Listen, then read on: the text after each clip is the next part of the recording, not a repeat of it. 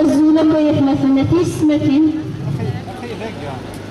أو كان أدن تمديل بفكاكي هي تيكت أدن بجن لكن أقلع ذا سي قبيليا أقلع ذا سي مزيغا سمكا خاطرنيك أين إلان ثموت القبيل أين يعنان ثموت القبيل يعنى إمازيغا مرة دينا لدي دي سوا دي مزيغا تونس دي مزيغا الريف دي مزيغا الأطلس دي مزيغا إقبيليا إشاويا إمزابيا جيوان إذا منا يوان يمات منتا يوان منتا دهيا بلدنا مسيسا رقيا شركة تفرق ولفا شركنا إذا من السجير أين حوزان تموت القبيل يحوزان مزيع المرة 20 إبريل السجينة سمكتين تيد ياك دي ثموت انت مزغا La Kabylie a été le prélude du combat amazigh. La Kabylie a été l'exemple du combat amazigh. Et elle l'a payé très très cher. Elle l'a payé par le meilleur de ses enfants, le meilleur de son élite, le meilleur de ses intellectuels, de ses journalistes, de ses savants, de ses cadres. La Kabylie a payé cher pour cette liberté. Aujourd'hui, la Kabylie est l'exemple des autres peuples amazirs qui marchent sur cette race. Comme on le voit dans l'Azawad, comme on le voit en Libye, comme on le voit dans le Rif, qui ont déjà proclamé une république du Rif. Et aujourd'hui encore, ils veulent restaurer cette république. Avec la séminaire, السجير تحلينا الزاف ولا الشغالين الفير ولا الشغالين الفير أنا كنلقى نهو بريد سداه وريد ولا قاعدة قريب القبائل السجينة ومازال السجير ومازالين في هنايا في ثالث يوغد السجير يضارون السجير يموت القبائل أسد تفهم أكلنا خطرني أنا تسكني يموت القبائل تريد يبلوسيون على قوان plus de 100 blessés à cette heure-ci-là. Les émeutes continuent. La Kabylie est assiégée. Elle est assiégée. Elle est isolée des autres Amazirs. On a empêché des Chaouis, nos frères Chaouis de se rendre en Kabylie. On a empêché nos frères Mozambiques de se rendre en Kabylie. On a empêché nos frères berbères du Maroc de se rendre en Kabylie. Ils veulent isoler la Kabylie. Mais la Kabylie se battra jusqu'au bout. La Kabylie se battra jusqu'au bout. On a toujours vécu dans ce combat. Et aujourd'hui, c'est pas aujourd'hui qu'on va s'arrêter.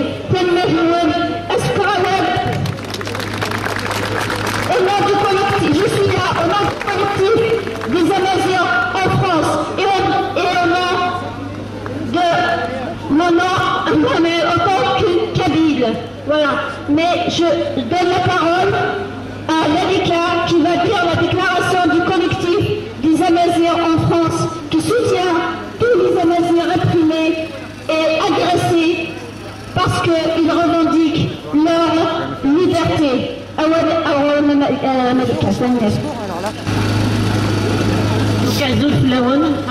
Donc le message du collectif des Amazirs en France. Donc en ce jour de triste anniversaire du printemps noir 2001 qui avait fait 127 morts, victimes innocentes à la fleur de l'âge et plusieurs centaines de blessés, nous sommes ici réunis encore une fois pour célébrer ce jour, pour dire notre détermination à exister et reprendre notre liberté. La Kabylie vit depuis son indépendance confisquée par un État mafieux et voyou. Elle vit au rythme des provocations et répressions successives depuis 1962. Elle a payé un lourd tribut pour son existence et pour sa survie. Et aujourd'hui encore, le régime totalitaire continue à mettre la Kabylie à feu et à sang. Opérations militaires, ratissage, kidnapping, feux de forêt et autres formes de violence ne cessent de secouer le peuple kabyle.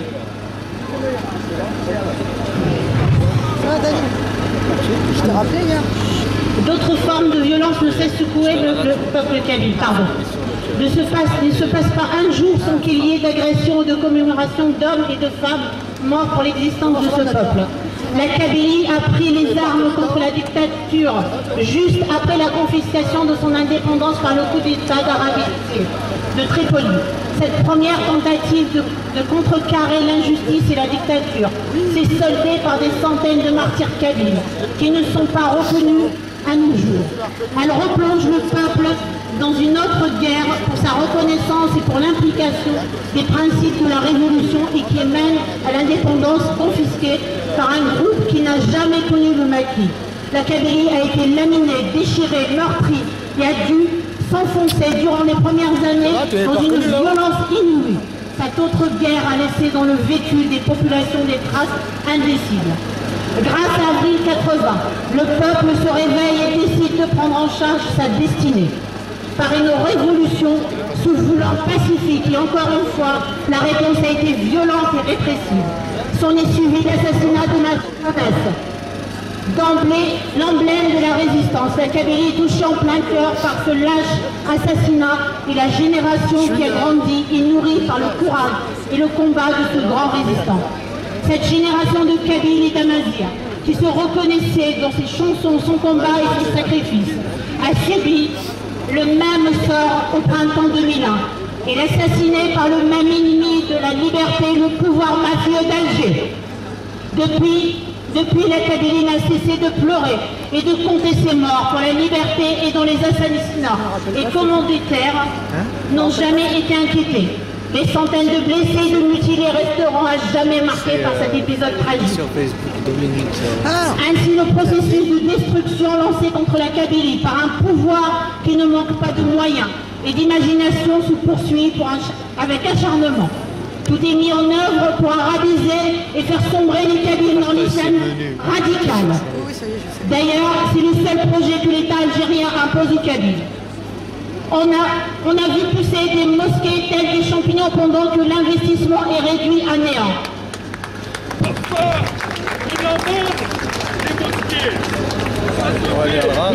L'État voyou s'est attaqué aux entrepreneurs par les kidnappings et les assassinats afin de doter à la Kabylie la seule ressource économique et mettre un terme à son développement. L'environnement de la Kabylie n'a pas échappé à cette politique de destruction.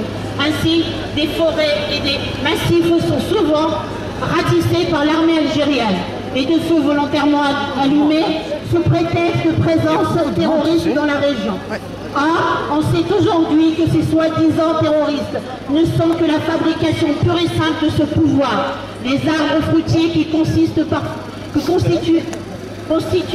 parfois la seule manne économique pour plusieurs familles kabyles n'ont pas échappé à ce massacre écologique. Le plus grave reste à venir par le projet d'exploitation de gaz de schiste que l'État compte mettre en place. Ouyaya, proche collaborateur de Bouteflika, l'a confirmé lui-même via BRTV. Un contrat qui implique directement la société française CGG Veritas. En plus de ces puissances environnement, ce projet ne profitera sûrement pas aux Kabyles, pas plus qu'ils profitent du pétrole ou des richesses naturelles. Vient ensuite l'hiver 2012. La Kabylie est isolée du monde, les intempéries l'ont fait sombrer dans un chaos total et s'est retrouvée comme à son habitude, sans assistance de l'État algérien. Alors il n'a pas hésité à mobiliser ses chars et ses blindés en 2001 pour mettre la Kabylie à feu et à sang. En revanche, quand il s'agit de secourir la population, il s'est porté totalement absent. La Kabylie s'en est sortie de cet épisode grâce à la solidarité qui caractérise son peuple, vaillant et courageux, sans oublier bien sûr l'insécurité que le pouvoir algérien entretient alors même qu'il déploie un dispositif sécuritaire impressionnant et qui s'avère totalement inefficace contre le racket, le kidnapping ou encore des activités terroristes dont nos membres se promènent dans les campagnes bien plus facilement que les paisibles citoyens. Pas plus qu'hier, à Cholfa, des émeutes ont éclaté comme un geste de rejet de la mascarade électorale. Un arsenal de guerre est mobilisé dans cette région, une provocation de plus contre le peuple kabyle qui ne se reconnaît pas dans ce système et dans cet État qui la met aujourd'hui en état de siège. Dans cette situation, une Kabylie livrée à elle-même, déstabilisée et vide de tous ses cadres, abandonnée par ceux qui ont fait d'elle un instrument politique pour leurs propres ambitions. Il faut du courage et une conviction énorme pour maintenir un espoir de changement. Quoique le plus normal et légitime que la Kabylie assiégée, meurtrie, dont les enfants sont assassinés, l'environnement saccagé et qui ne cesse de subir répression, destruction et insécurité. Elle prend la décision désormais de ne compter que sur elle-même et de tracer son propre chemin et de reprendre sa destinée en main. Appliquer du principe du droit international des peuples à disposer d'eux-mêmes et à choisir leur propre destinée. La Kabylie possède encore des réflexes de survie, des capacités à rebondir et aussi des femmes et des hommes capables de faire vivre cet espoir. C'est dans ce sens et aussi dans cette perspective qu'une voie fait son chemin depuis les années 90, une voie nouvelle, la voie du peuple.